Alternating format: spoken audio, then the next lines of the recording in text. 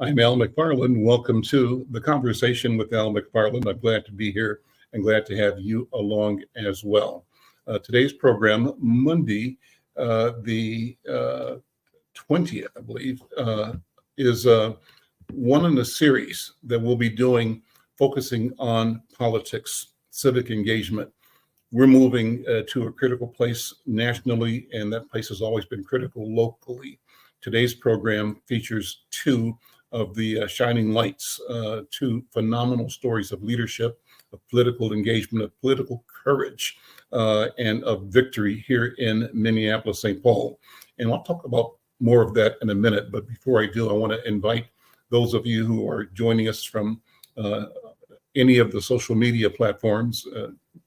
We are streaming live on YouTube on two platforms. One is the Black Press USA, which hosts the program, and also the YouTube Inside News MN channel.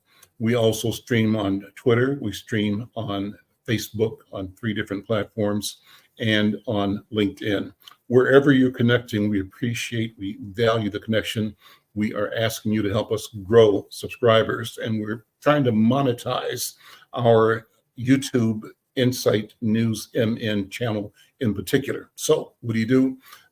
Today, tomorrow, anytime you can think of it, go to the YouTube Insight News MN channel, become a subscriber, cost you nothing, get you notified when we go live, every time we go live, and share and like. We've crossed the 500 subscriber threshold. We're aiming for 1,000, and you're taking action today and telling your friends and your neighbors to check us out, moves us in that direction. With that, let me bring my two guests in today. This is going to be, as I've always promised, a robust conversation. My guests are Robin Wonsley. She's the first Black independent socialist city council member in Minneapolis. And Robin is serving Ward 2. She's a renter, she says. She's a labor organizer, a former University of Minnesota graduate student. Also in this program, another trailblazer, Rosalyn Harmon. And Roslyn was elected last week to become the mayor of Golden Valley. And to many, that seems improbable. We're going to find out how it happened, why it happened. Both these elections, in common parlance, I guess, or what do they call it? Traditional thinking, are improbable. But these women and their teams, their collaborators, supporters, have made the impossible possible, and they're setting the standard, a new charting a new path for our community, and I think for the world, by their leadership, their vision, and their service. Well, Roslyn and Robin, good afternoon, and welcome to the conversation with Al McFarlane. Thank you. It's such a pleasure and honor to be here. Well, I go back with both of you guys for a long time, and so I'm smiling extra because I know you, and I've respected you and the relationships we've had over years, and so pleased to be witness to your continued development and evolution into the leadership roles that you play. Let me ask you both to sort of introduce yourselves as you would to somebody new, to get a sense of what you do and why you do. I'll start with you, Madam Mayor-elect Robin Rosalyn Harmon. Roslyn, right? Yeah. Tongue-tied. Oh, wow. So I am actually a 30-year resident here in Golden Valley. Moved here going into my senior year of high school. And, it's great. Just being a resident where I call the heart of the city. It's just connected to 169, Highway 55, 100, 94. It's literally, not even 7 minutes from downtown Minneapolis. So it's truly the heart. But currently, I'm the executive director of Dispute Resolution Center, where we do restorative practices and mediation services for the city of St. Paul in the areas of criminal justice, restorative justice, harassment, housing and conciliation courts, as well as civil and family disputes. And so running for mayor, I didn't see it coming, but I have to say it was Minnesota Attorney General Keith Ellison who foresaw this, and he doesn't even recall even saying it, but he's the keynote speaker for the Mabel Gala. Mabel is the Minnesota Association of Black Lawyers Gala that they have every year. And this was the same evening that Jamar Clark had passed away. And Keith Ellison was on stage, and he was really talking about local people running for public office and how important it is that you don't have to be a politician to make an impact. And from the stage twice, he looked at me and said, Roslyn, if you ran for mayor, you would have my vote. And you know my mother, Mr. McFarlane, and as well as Ben Omarubi and others who have really been a part of my bonus father, the late William McGee, who was also Keith Ellison's mentor. They're looking at me like, what is he talking about? And I'm like, I do not know, because I am not a politician. But it's so interesting that long ago that he planted the seed. And when he was up for re-election last year, I said to him, as I was thinking about this, I was like, do you remember saying that on stage? And he was like, no. Yeah. So I'm as I put together a collage of just my process throughout this time, I'm hoping that Mabel will be able to find that footage, because it's truly powerful. And it was just the signs that kept calling me, because I said no to this a couple of times, but it was the signs throughout the years that just kept following, where it was like, you know what, I have to be obedient, and here we are. Put you mentioned the death of I just am blanking now, but you mentioned Jamar Clark. Put that in context. What was the event there, and why it's so important is what's happened since that time. Oh, geez. So yeah, right after that gala, he was right there on Penn and Plymouth. On Plymouth Avenue, just before Penn. Yes. And it was interesting because I was driving home and my aunt called me, just hysterical, because she was right there across the street at the Elks. And she witnessed it go down. And I'm just like, wait, what? And so people understand, Jamar Clark was in a domestic situation with his significant other, and an ambulance had been called to give service to her. And the story, as I recall it, is that he was distraught and wanted to be with her, to be comforting. I'm not sure what it was that had put her in a distress mode. Maybe Robin, you do, I can't remember. But at the end of the day, the police who came viewed him as aggressive towards them, and a scuffle ensued. He ended up getting shot in the head, killed. The officer said that he was reaching for their gun, and that was their excuse for lethal force in his death.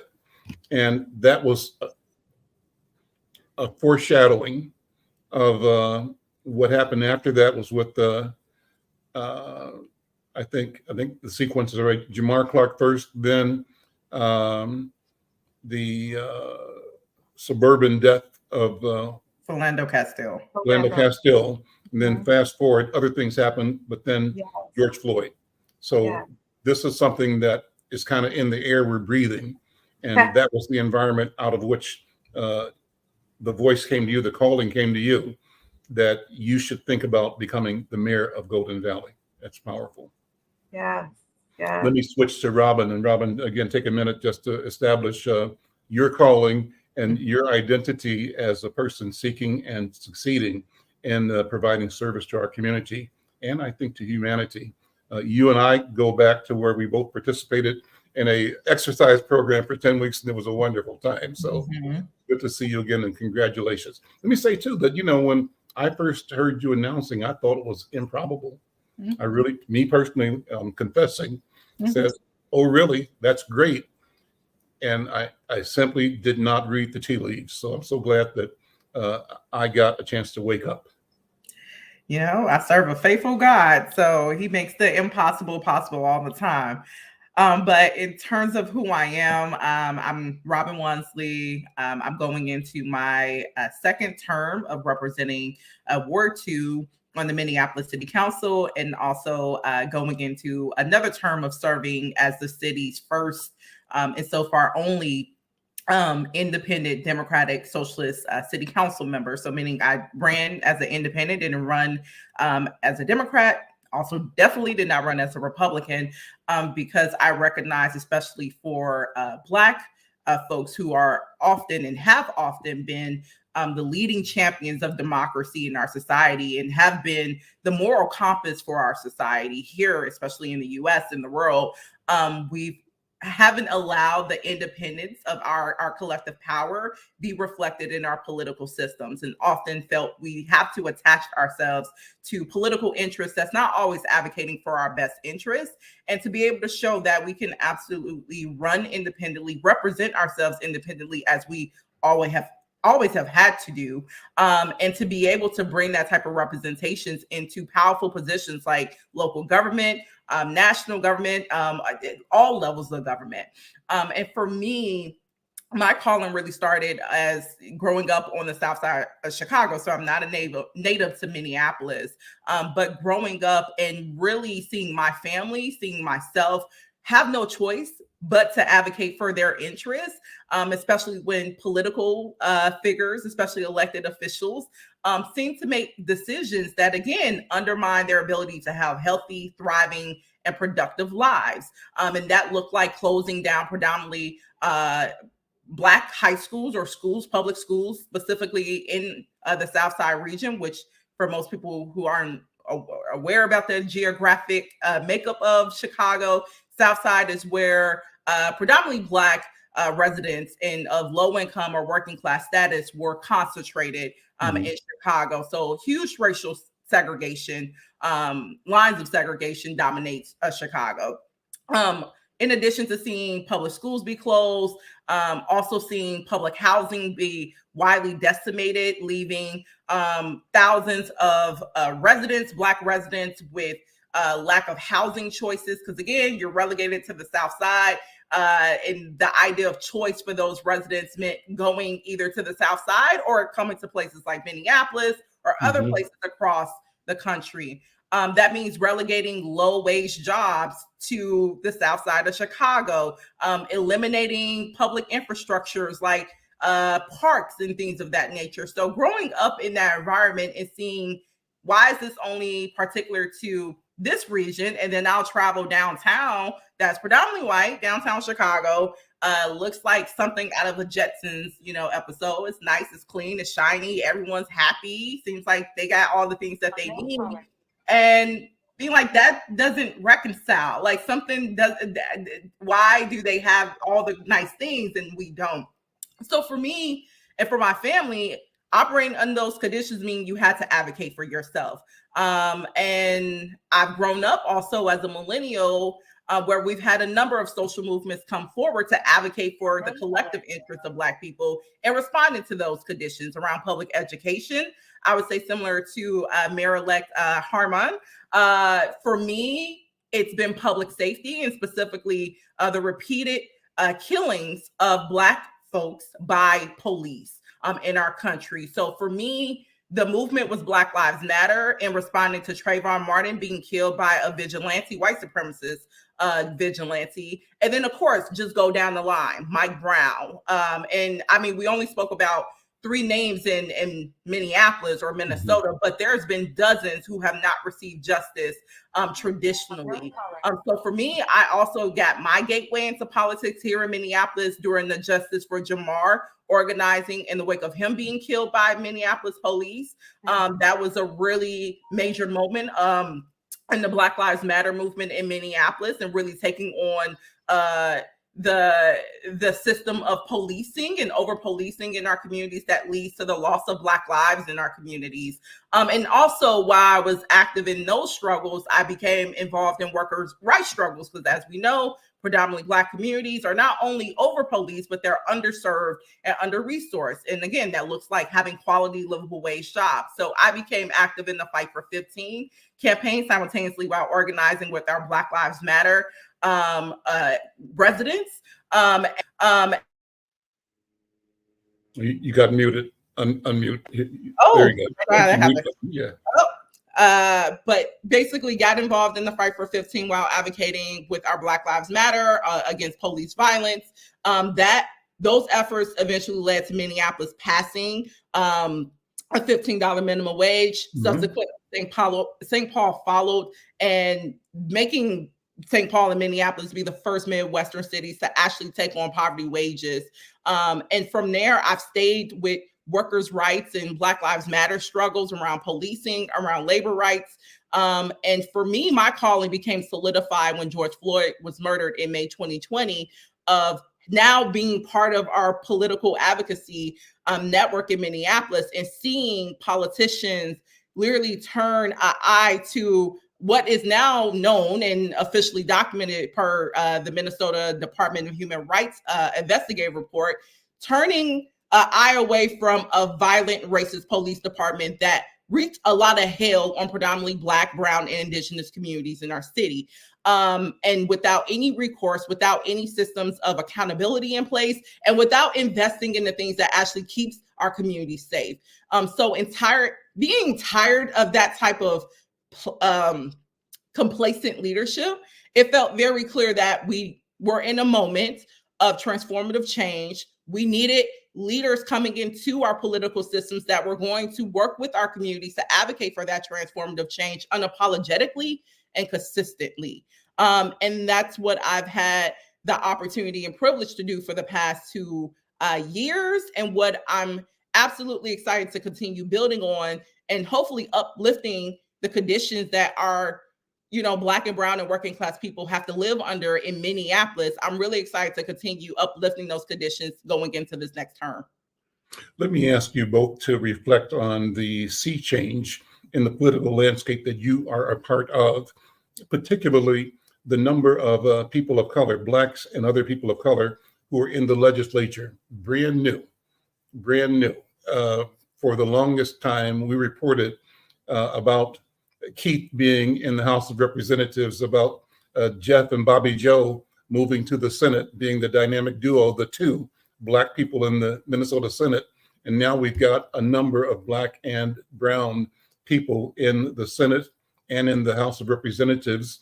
And now we have Bobby Joe Champion as the president of the Minnesota Senate. Significant.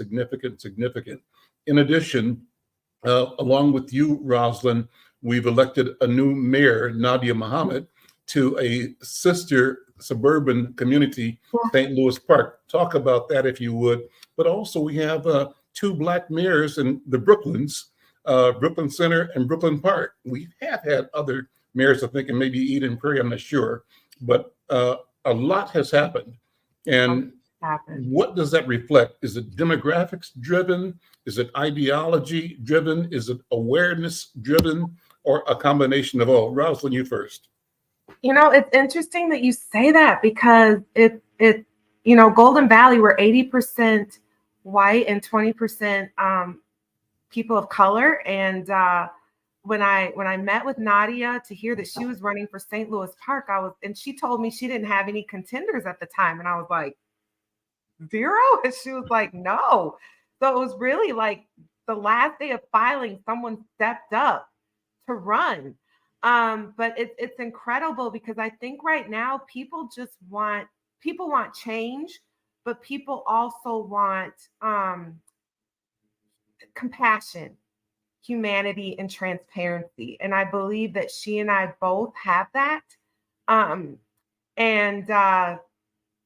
think for the city of Golden Valley, this is huge, because I won by 26 votes. So it was so close. And so that just really comes to show how every vote matters up until the very end. I just remember the night before, I was going to the Holiday gas station, and this young brother was like, "How's your day going?" And I'm like, brother, I'm tired. And he was like, oh, hard day at work. And I said, I've been canvassing. I'm running for mayor. He was like, oh, you're in my apartment. And I'm like, where do you live? He was like, Hello Apartments. And I'm like, well, you got a vote. And he was like, well, I am now. And I'm like, no, brother, I'm serious. You have to vote. And so he was probably one of those 26 because it was literally the day before. So he and his girlfriend. So it's incredible because I think, and not to change the subject, but as Robin was talking about just being an independent, for me, I have to keep it real. I have always identified as a Democrat, but our local DFL did not support my run at all. And it was very ugly, and they could have supported all candidates, but it was very clear who they wanted to support. But it was very unfortunate and very, for me, disappointing because we were all great candidates. And so I really had to run almost like an independent. I had to do it by myself. I had the support and endorsements that a lot of platforms, they were like, you have the most endorsements that we've seen, right? And they were all DFL. And so the fact that they didn't give us all the letter of support, it just really shows that there's a lot of work that still needs to be done, especially when we're talking about equity and inclusion and trying to be fair on behalf of those running, especially people of color. So for me, I have to speak up about that. Mhm. I have to speak up about that. And I know for Nadia, there's been, we were on a platform, and Robin, you were there, where we were able to really speak about the truths of being women of color in predominantly white spaces running, and what does that look like in terms of the challenges and the obstacles and the games, right? That political agendas will put forth. But I think with all of us right now, we're saying it's our time. But not only is it our time, but we really want to create a new vision and a new model of how the political agenda can be without all of that other icky stuff. And so I believe that we're the change for that, to say, hey, let's do this where it's equitable, it's fair, and where we're doing this with some integrity and professionalism. For context, this is before you maybe were born, Roslyn, certainly before you came to Minnesota. Golden Valley had a very nasty reputation for Black people. Police in Golden Valley were known to stop and harass Black motorists. And everybody in the Black neighborhood knew that if you're driving over 55, the minute you hit the city line, and I mean, in a casual conversation, someone would say, we're in Golden Valley now, you got to be careful. And so to have that kind of need to speak to the threat of harassment amounts to terror in a certain kind of way, a formal, official suppression that our people experience. And that also, I think, applied to the experiences of our community in Brooklyn Center and in Brooklyn Park and in the Roseville, or the place where Philando was killed, north of St. Paul. And so there's been this old guard mentality that even though it's not spoken, we know that our mission is suppression, is to preserve the right to the benefits of what we call democracy to our people, and to view you people, meaning me and you, as the barbarians at the gate, right? And their job, unspoken, unwritten, maybe spoken between them, but not to us, is keeping us out. But the impact we see, it's been clear and it's been historic, where the suppression of opportunity and the attempt to deny our rights and our opportunity and our health and well-being. Witness all the disparities we here in Minnesota experience. Robin, what do you think? Same question. The landscape, how's it changed as you see it? And we'll talk more about what it's going to be in the future and what it means.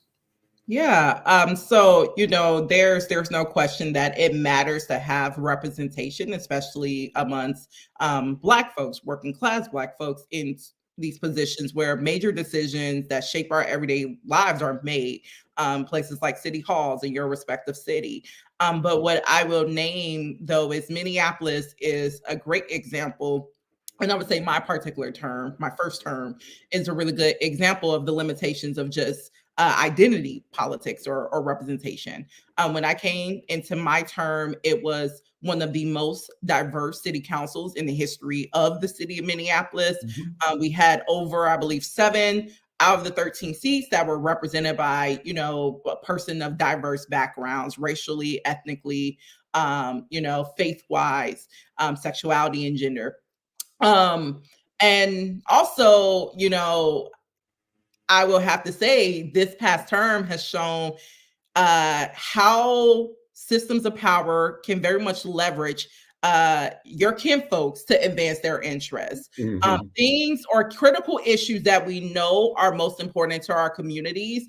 Many of my colleagues who looked similar to like me or were of the same diverse backgrounds voted in the opposite position. One of the clearest examples of this was something called the East Phillips Indoor Farm, which is basically a 10-year struggle led by Indigenous, Black, Brown residents in East Phillips, which is one of the most diverse neighborhoods, not only in Minneapolis, but in the state of Minnesota, and one of the most polluted communities in the state of Minnesota. And there have been this project that the city was trying to ram through for years called a water yard facility that would essentially exacerbate pollution within this already heavily polluted, predominantly Black and Brown Indigenous community. And the community said, no, you've created policies, all these things that says that racially there's been a target on our backs to surround us with nothing but industrial polluters, to allow, roadways through our communities, to increase traffic and carbon emissions. And all of these impacts is leading to our children dying early, to our residents experiencing respiratory illnesses early, all sorts of negative health impacts, many of which we see also in North Minneapolis that's heavily polluted. And they said no more. If you have a project that you're trying to bring forward into our community, we should be the face of designing what that is. And it should be really tailored towards doing reparative, environmental, and anti-racist work in our communities. You owe us that much. And the city fought them tooth and nail for 10 years. And that project was led by a prior council member of the city's project, who was a Latina woman. And then many of my colleagues throughout our 2 years continued to support a project that they knew was going to harm Black and Brown and Indigenous residents. And if it wasn't for the collective power of that community leveraging pressure at the state level, where we have not only diverse representation, but diverse political representation. We have great progressives who's working alongside socialists to do transformative things like free college, all sorts of things that we also were told impossible at some point. And they are the ones who helped make the community-led vision for East Phillips Farm possible. And this is a national major thing for the Indigenous Land Back movement, for addressing environmental harms and our climate crisis and how it has racialized impacts for certain communities. But that was something that you would think, and I want to name, people could go and watch the city council meetings. We had Indigenous people crying, raising pictures of lost loved ones to illnesses, and to our colleagues who literally said, why are you trying to poison me? And we're the same color, or this as a Black person, this as an East African person. And to see those colleagues still vote to essentially poison them shows a lot about how our own folks, our kinfolks, can be used as tools to advance political agendas that actually hurt our people. So I also want to name Minneapolis is also a great case study for showing the limitations of representation, especially if that representation isn't guided by political initiatives that are going to be beholden and held account to the communities that they represent. So on that project, the East Phillips Farm project, that has had success of late. Give the quick update on where that stands now.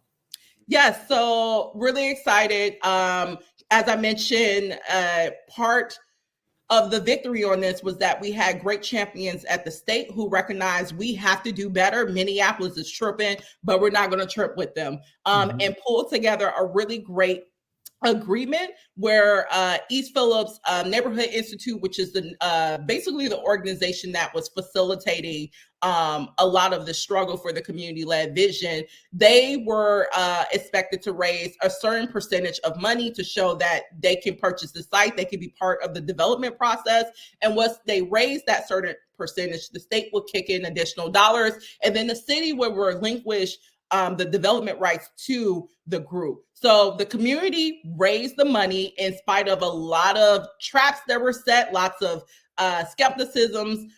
They were able to do that independently. And now this unlocks doors or unlock funding at the state level for them to actually develop the site into that community-led vision, and they have the development rights to do so.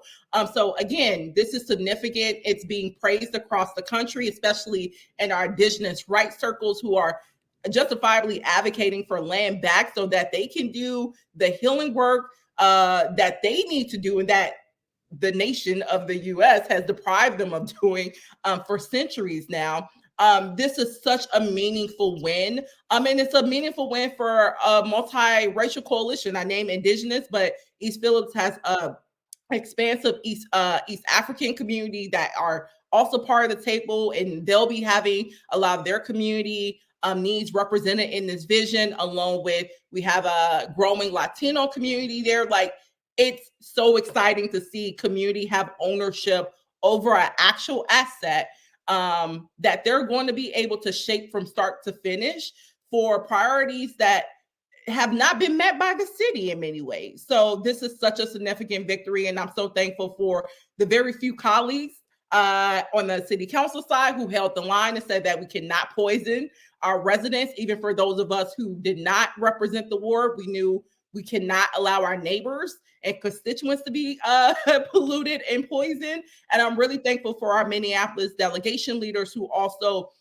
took the initiative to get all of us at a place where we could acknowledge the community-led vision and actually actualize it. So shout out, if you would, the council members that supported, that acted right. I'm not asking you to put on blast or throw shade to anybody else, but I would say give some sunshine to the ones that were on the right side of history. Yes. Councilmember Chavez, who came in as the Ward 9, this project happened in Ward 9. That's where East Phillips is located. As a new council member, his community was looking to him to lead on this and get it across the finish line after being deprived of that from their former predecessor. And I'm so proud of my fellow colleague, fellow socialist council member, Jason Chavez, for doing exactly that and showing up for his residents. Same with Ward 10 council member, also fellow socialist, council member Aisha Chugtai, held the line.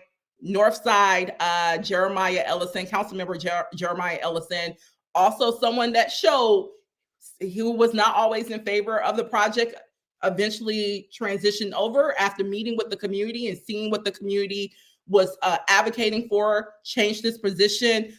Ward 1 council member Elliot Payne held the line, stood for community the entire time. Also, council member Jamal Osmond, again, another council member who had prior was not in support of the project, but continued to engage the residents and be engaged by the residents to the point where he eventually switched his position and decided to be on the right side. So I'm so thankful of those colleagues. And then there's too many to name on the state side, but I have to give a special shout out to another first term state rep, Samantha Sensor Mura, who represents our district. She was the leading force alongside Representative Aisha Gomez to really get the state bought in. Also, Northside Representative Fuli, like our Minneapolis delegation showed up and showed out to make this project happen too. What's exciting to me is this Twin Cities delegation in the state legislature. I've interviewed several of the fairly newly elected leaders, and what they are saying without apology is that we want to move the money. We're moving the money from where it used to go without question to where it needs to go, because we know that our communities have been, kicked to the curb. We've been an afterthought, and the state's business has been the business as usual that kept us as usual in a position of powerlessness and lack of access to the tools, the resources, and the solutions that ultimately come from us. So I think this team that we have at the legislature is reflecting a learning and a confidence of how to use the power of the legislature and the power of the budget to redirect the money into innovation and into solutions that originate from within our lived experiences, that validate our right to be at the table and to be at our table to solve our problems, and to call on the public treasury to support us as we are the owners of the treasury as well. Sound right? Roslyn, so, talk about vision now, and I want you both to talk about housing in particular. One of the challenges, Robin, is housing crises, homelessness, and affordable housing. And from the other side, the philosophy that says if you build, for rich people, that poor people will eventually get a chance to live somewhere that the rich people move from, the trickle down. And then part of the strategies had been, as you said, in Chicago, where you simply move people around, and where they got moved to, in part, was Golden Valley and Brooklyn Center and Brooklyn Park. So what impact is that? How do we address the challenge of providing opportunity in housing where people are right now, not limiting their right to move if they choose to, but not forcing them to move, recognizing that they have a right to be and live and work and prosper where they are? Robin, what are you thinking? And Roslyn, what's the impact of communities like Golden Valley that, for all intents and purposes, are known as rich communities? Well, Golden Valley has several pockets of rich communities. Our low income, it's very few. And there is one community, and I think that was also part of my 26 votes, because I went and hit that up, and I know that my opponent did not. And that's the Dover Hill community. And for Golden Valley, out of the 23,000 residents that we have, we only have 47 vouchers that we give for subsidized housing. So yeah. So we're working really hard to bring in affordable homes, but for us, what does that mean? So we have apartment buildings everywhere. We're about to put up a 300 unit off of 55 over by Wells Fargo there, where 40 units will be affordable. But affordable for Golden Valley is really based on that AMI, which is not what our communities would consider to be affordable. And so as we look at low income, we've had some low income housing, and we turned that around real quick, because our police were getting calls nearly daily. And so they gentrified that community right off of Douglas and raised the rent on those. And, so it's very interesting, because there is supposed to be some lower income in a very wealthy community in Golden Valley. And residents are very concerned about what that will look like by putting that in an area where the homes are almost close to the $1 million range. So, we're also talking about, when we put up our Habitat for Humanity homes, right? There's been a lot of concern about, well, why are we putting these homes by railroads or very busy areas? People, they should have equal rights, where they should be nestled in the community as well. So fighting on behalf of that. But what I will now have to advocate on behalf of are just tenant rights. We have a building here in Golden Valley that has been a project for the last 10 to 13 years. It's the biggest complex here in Golden Valley with 375 units. None are affordable, but it's not finished. And so for us, 100 of us are living on one side, but the other side is not done. We have no amenities, but yet our rent went up almost 8%. And I said, I am not going to pay that if we have no amenities, nothing. So then they lowered it to 5%. And I still said, I am not, right? And so it's these type of things where, you know, this building has been up for quite some time, and there's some serious issues going on, to include mold. And so when our city council approved this building, as well as 2 other luxury apartments here in Golden Valley, there were no conditions put in place.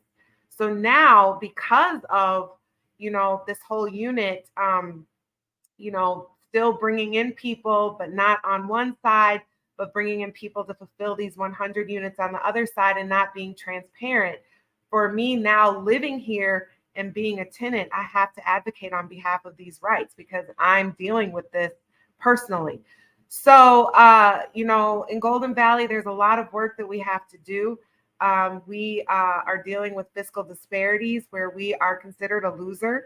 And so that also makes it challenging for us to find, you know, space. But where our council really dropped the ball was right there where our old Optum Health facility used to be. And if you drive down Highway 55 in Douglas, it is just this huge, monstrous industrial building, which will be office space. But we have enough empty office spaces here in Golden Valley. And that should have been a complex of townhomes, one level senior, you know. And so, you know, our council took the very first offer that came to us, and we weren't progressive enough to go out to find developers to come and take on that space. That's just a huge space that would have been great for more restaurants, because as you know, Golden Valley, we really don't have a downtown. And so these are the things that we're dealing with. But by me being endorsed by the Minnesota area realtors, you know, we are really advocating on behalf of more affordable and attainable housing here in Golden Valley, and not so much apartments, because we have a lot of apartments. But when we say that we have so many affordable units within them, what does that really mean? And we really need to make sure that we are doing this fairly across the board, so all people of life stages, all people throughout life stages, regardless of their socioeconomics, can live here and sustain living here as well. So that's very important for me. Robin, what are your thoughts? And when you also pivot to your work on public safety and police work and what the attitudes are. And Roslyn, you've got challenges in that area as well. So I want to wrap the conversation up talking about public safety, justice, and policing. Robin, go ahead. Yeah. So yes, Minneapolis is absolutely dealing with a housing crisis that it has ignored for quite some time. One or a key priority that I'm super excited to advance in this next term is something that I call a blueprint to house Minneapolis, and it has a couple of pillars or components of that blueprint that I think is going to help us come up with some solutions to really dive into this crisis. One being, as Mayor-elect Harmon highlighted, we have to strengthen and expand renter protections. Minneapolis is over 50% renters, and there's a large percentage of those renters living in cost burden housing, meaning 30% of their income is going towards rents alone. So we understand that, you know, renting in Minneapolis is becoming more and more costly, and that's leading to displacement. So we have to really address renter protections that's going to address that costliness and also keep people housed, especially in our rental units. There's two key policies that I know this progressive council or majority new council is going to have to take on next year, one of which is around rent control. Because as Mayor Harmon highlighted, we know, especially when it comes to Black and Brown and indigenous residents, or in some of our more underfunded communities, that's where we're seeing newer developments, and even existing landlords, fine, your slum landlords, do arbitrary increases on rents that also leads to people being priced out of their neighborhoods and their communities. So I've been a lone champion for 3%, no vacancy decontrol, or price gouging, no price gouging, and no weakened form of rent control. We really need to be looking at how we're capping rent increases. Second is, right now, again, under one of our policies called 2040, that is currently on pause legally, we authorize thousands of units to be built of rental housing. And what we're now seeing is at minimum 5,000 of those units are not activated. Developers or property owners are sitting on vacant units that we know needs to be activated in order to house people who are facing housing insecurity. So one policy that I just even noticed yesterday is to increase vacancy fees on unoccupied units for rental properties, but also commercial spaces, because we see that a lot. Even in my ward, we know this places like North Minneapolis, where we have tons of commercial spaces that's just been sitting empty for years. And we know many of those owners are absentee. They're just waiting to sell those properties and land to the highest bidder. And, you know, the development that they might concede to might not actually align with the needs of the communities that, you know, they're looking to sell or bring into those communities. So those are two key policies. Another pillar is investing in public housing. Right now, our public housing authority has a 7,000 person wait list. It's one of the most affordable housing. When Mayor-elect Harmon mentioned that average medium income, or AMI, right now it's very clear we need 30% AMI. Basing people's average incomes on the metro suburbs gives a false sense of how much people actually have in their pockets to then pay for things like rent. 30% means we're looking at the 40,000 annual folks, or below that, people who don't have extra discretionary income to just pay their landlord all their full check. So we absolutely need to be protecting and expanding our public housing portfolio. That's something that I was really excited to work on my first term, especially with state leaders like Representative Esther Abaje, and also the Board of Estimates and Taxation President Samantha Priest-Stinson. Through collaborating with them, we were able to increase public housing funding in Minneapolis alone from $1 million each year to 10. So that shows what we're able to do. Actually have political leaders willing to invest. Another piece is going to be regulating these developers. Similar to what Mayor-elect Harmon mentioned, developers have been allowed to have free reign in our communities, build up luxury housing, charge all sorts of things, do predatory practices against their tenants and residents, and they're not held accountable. So we absolutely need to pass stronger regulations on developers. I know there's lots of statewide conversations around how do we regulate out-of-state developers that are purchasing up large portfolios of housing, especially in North Minneapolis, where in Ward 4 alone, I believe over 60% of their housing is owned by one or maybe two out-of-state real estate interests. That's also expanding in the metro suburbs. We need to curve that all the way. And then lastly, we absolutely have to show up better for our unhoused neighbors, and have to develop a humane encampment response. But that's also going to be paired with making significant investments into emergency and permanent housing. So we're getting people into stable housing while they're going through recovery, while they're trying to, get back on their feet with a new job. You can't do any of those things if you don't know where you're sleeping night to night. So we absolutely have to do better and create some more policies and funding to make sure that we're allowing more permanent and immediate housing structures to come into play when we're dealing with our unsheltered residents.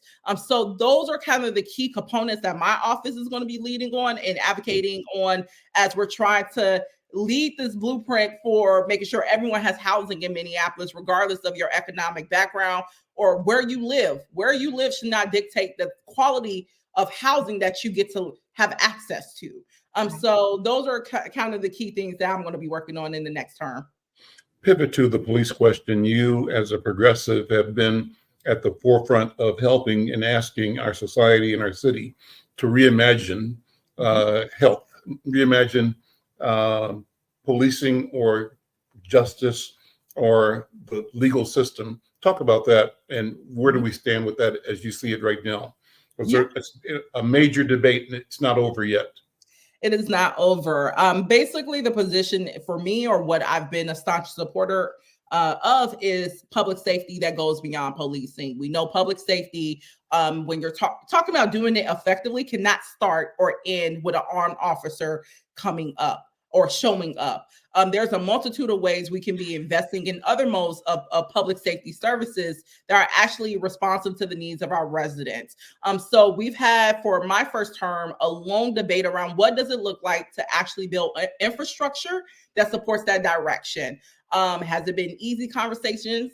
Absolutely not. But some of the fruits of those hard conversations and a lot of organizing that our residents have led, some of the fruits have produced something or a new Office of Community Safety at the city, where we have created a new office that has fire, the police, neighborhood safety, that's leading our unarmed safety services, and a few other public safety departments as well. The goal is, again, to expand the number of unarmed public safety services, like our behavior crisis response team, which is our mental health 911's dispatch program, where if you're having a mental health crisis, you call 911. A trained mental health practitioner will respond, not alongside a police officer, not with the officer, but just an actual trained practitioner in that field. We want to grow that for a number of other, type of crisis response, like domestic violence. We know that's another problem, another crisis that our current law enforcement are not meaningfully addressing. We should be looking at how do we bring trained experts in that field into our 911 and public safety system. Same with diversionary programs for our young people. There's a major concern across the city right now of how are we being responsive to young people getting involved in a number of type of crimes, especially auto thefts, and locking them up simply cannot be the answer. So we are really excited to be investing in what we call a continuum of service, of how are we advancing restorative services, preventative, proactive, and responsive. So some of the things that I named, they could fit in that bucket. And as someone who has the 3rd precinct or / community safety center coming into my ward this next year, we're now going to have a facility space to also say, how are we aligning our buildings, our facilities towards this new model, where it's not just police occupying your communities. You actually have a robust network of trained experts who can respond to your diverse needs at a moment of crisis. So that is what I think my office and many of my colleagues are advocating for when we're talking about transforming public safety, of expanded options for our residents that go beyond a law enforcer showing up.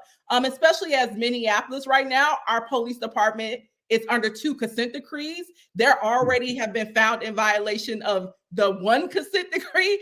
There's a lot of work that they're going to have to do in the coming years to get their stuff together. But what we have seen such great promise and results in is that comprehensive, non-armed public safety services.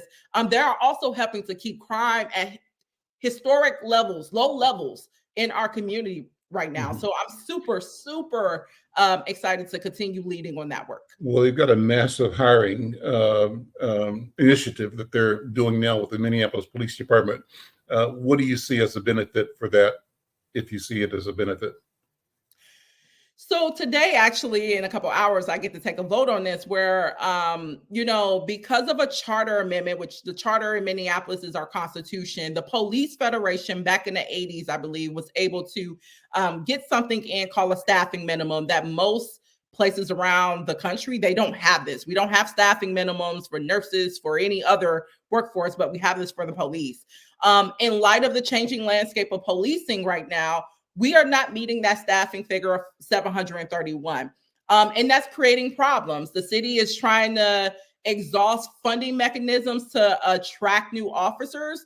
But what is being ignored in that conversation is new officers do not want to come, or good officers do not want to come to Minneapolis just because they're not getting paid enough. They don't want to come to Minneapolis because every other day, our police department is in the news for doing racist, violent activities, for not honoring the consent decrees, for promoting, even right now, officers who have been documented in engaging in racist activities. They do not want to work alongside Derek Chauvins. That is not what they want to do. Great. So we keep trying to throw money at a problem that we're really not digging deep into. And also, again, if the staffing minimum is a barrier, which it is, because I want to name on the fiscal aspect, we have 500 or so officers right now. The minimum is 731. That means we're legally mandated to fund 731 officers that we are not filling those spots.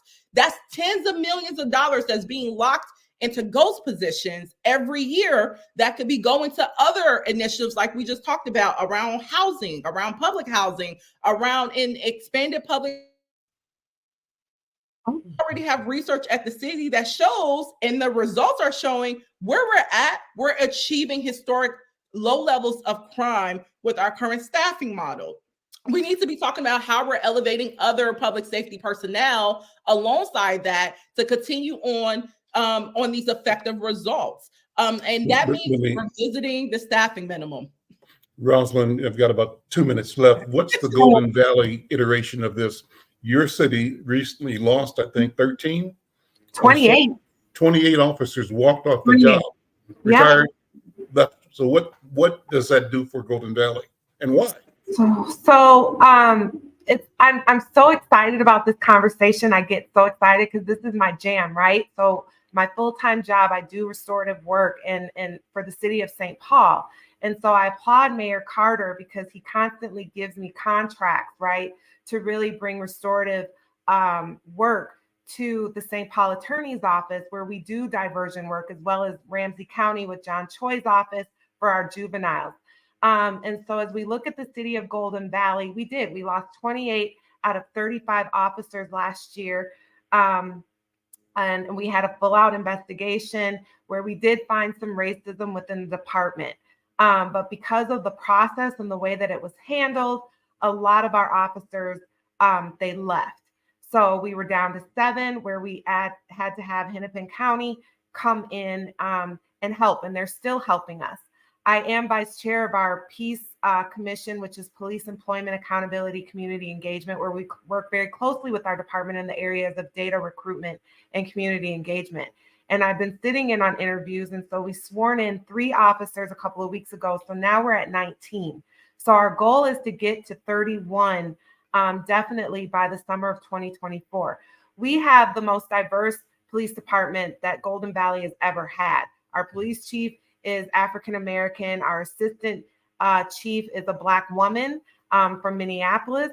And our new assistant chief of police is a Latino man from California. And we're 31% women on the force. So as we're looking at prosecution efforts now in the Golden Valley and diversion and what that looks like, just based on the model that I do at DRC, it's very important that we have alternative routes for our young people, as you said, with these car thefts and other low level misdemeanors. But not only that, yes, but changing neighborhood watch to neighborhood welcome. I want to train our block leaders in restorative work so that can be an intervention and prevention for the police to be called. Madam Mayor-elect Rosalyn Harmon, thank you so much. Yes. Council Member Robin Wonsley, thank you so much. Continued success. I want you to come back often and keep the community updated. Thank you so much. I'm Al McFarlane. This is The Conversation with Al McFarlane. We'll see you next time. Take care.